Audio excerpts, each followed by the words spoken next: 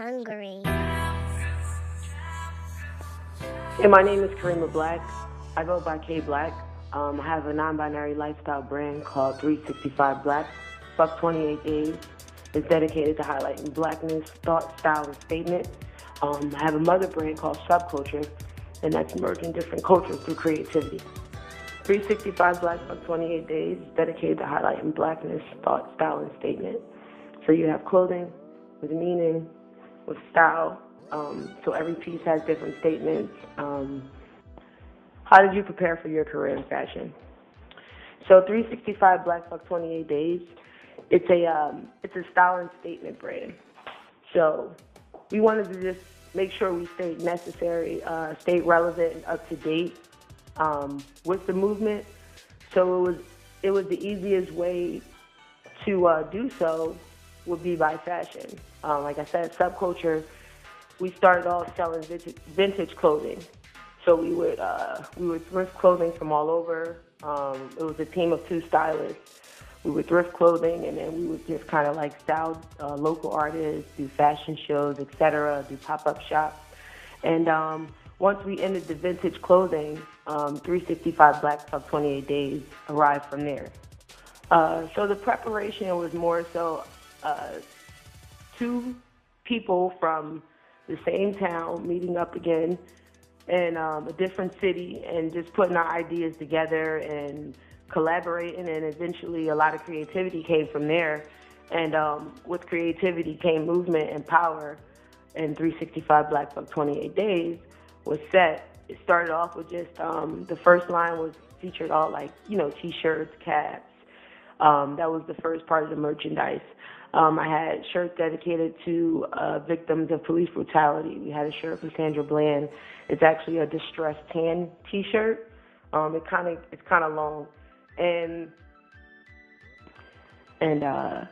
like I said, so it's new and used clothing. And that tan T-shirt was actually one of some of my tan T-shirts that I used when I was in the Army. So I just kind of just took what I had and also what I saw out as far as like clothing and material, and I just combined it with my own style. So some people may see it as a tan T-shirt. I see it as a really dope T-shirt, and I'm gonna make it doper. So when I do that is when I add my own style to it, and also with the movement. The goals of my projects are to just continue to grow, expand, and just always use my platform to empower and also show love.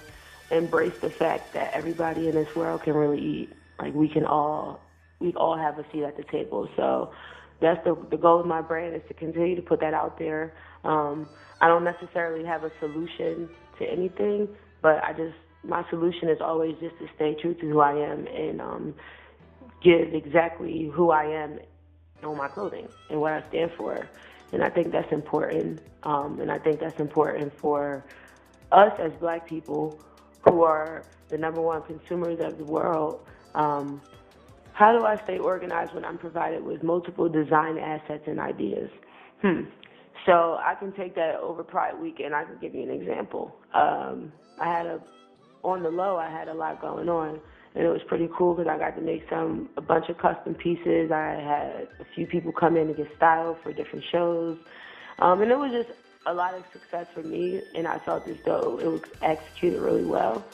So I'm doing this full-time right now, so I'm doing my brands full-time. So I've taken all of the time that I would be putting into something else, and I'm putting it right into my brand. So it's not necessarily hard being that organized.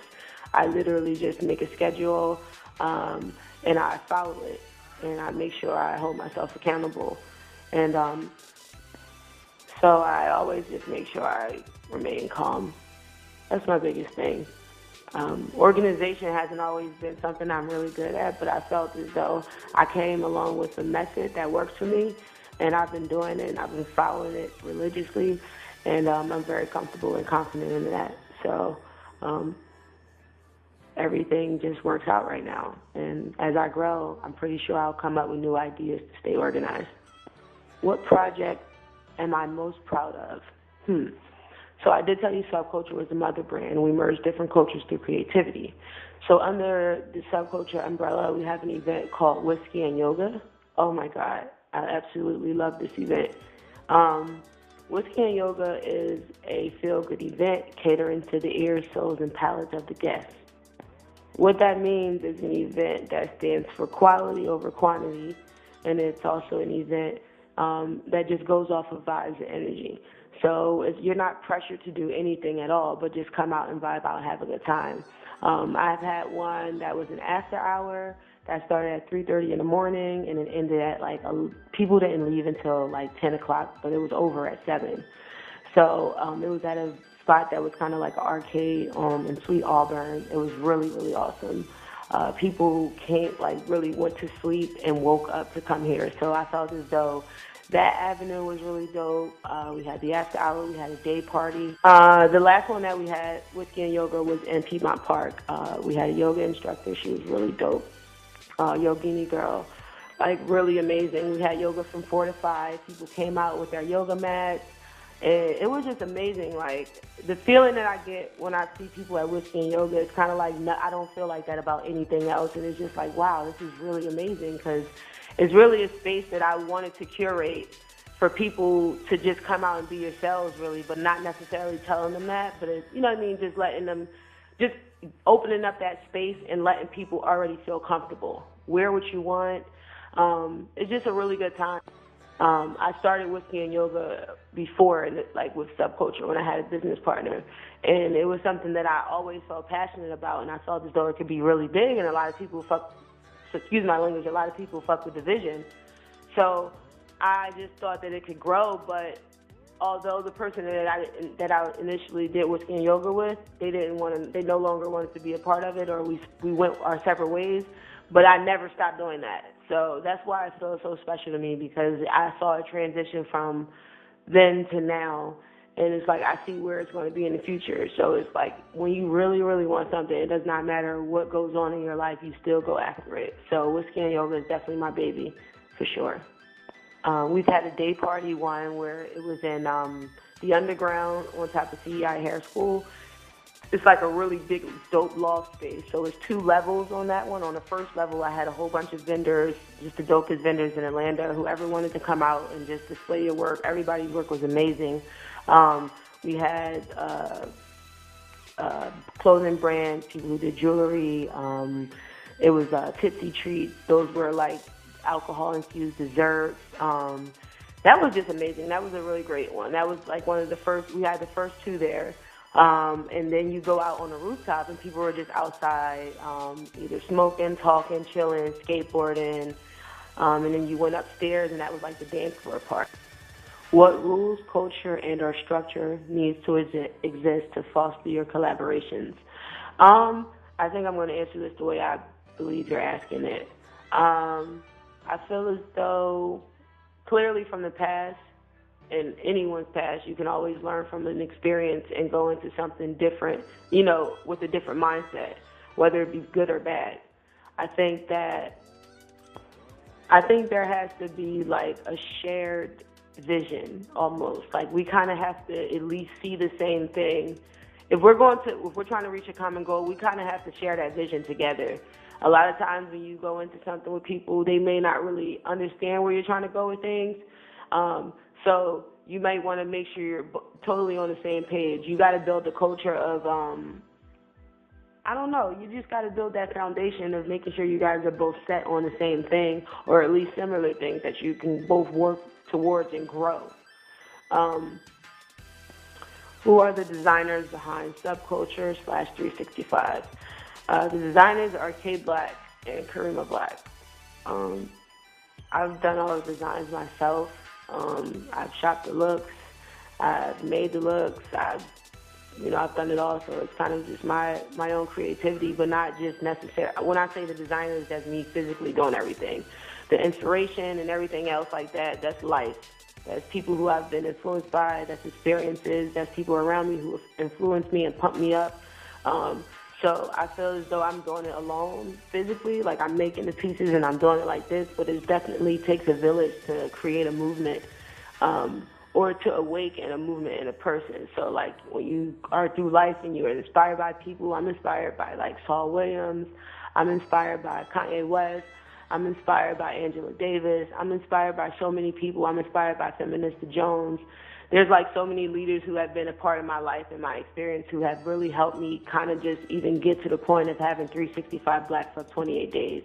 I'm from West Philly, and I'm inspired by my ghetto. You know what I mean? I'm inspired by my brothers and sisters. So it's like, that's the designer. The actual designer is me, but the influencers is people who've been a part of, like, movements over time and who've led people. I'm inspired by Ramona Africa. I'm inspired by the MOVE organization. I'm inspired by John Africa. Those are organizations, lifestyle changes and movements that, or not even movements, it's just organizations who were there and the government has tried to shut down and stop. I'm inspired by things like that. I'm inspired by Tupac. I'm inspired by, you know what I mean? I'm inspired by greats. And the inspiration, to me, is all a part of my brand. So I'm grateful to have taken the journey that I've taken. And I don't think it's necessarily that hard to stay positive. Well, I don't want to say it's not that hard. It hasn't been that difficult for me for the past 2 years or the past year to be positive. How do you keep it together spiritually and professionally? Like I said, I like to meditate. I like to center myself. I've gone on journeys in life or just personal challenges that's helped me to be where I am right now. So I'm spiritually sound. I feel as though I'm going to continue to be there. And professionally, it's really dope to me to be professional. It's really dope to be prepared. It's really dope to, like, work with people and they're like, wow, they're wowed by you. And I'm big on service. Like, I feel like I'm here to service people or life in general. So when I'm working with you, I feel like I want to service you. I want to impress you. I'm gonna make you feel that way. So those two things help me keep it together. But I do want to say overall, I'm most proud of everything because I feel as though I know everybody has meaning to everything that they're doing. But I feel like it's very important that even when you're partying, even when you're just, you're walking down the street, you just have a purpose in life. And once you recognize that purpose and you just really go after it, there's nothing that can stop you. You know what I mean? You recognize the God that's inside of you almost. And once you do that, you have just kind of have like a different light in the world. And so I feel like I'm proud of everything that I'm doing because I know where this energy is coming from.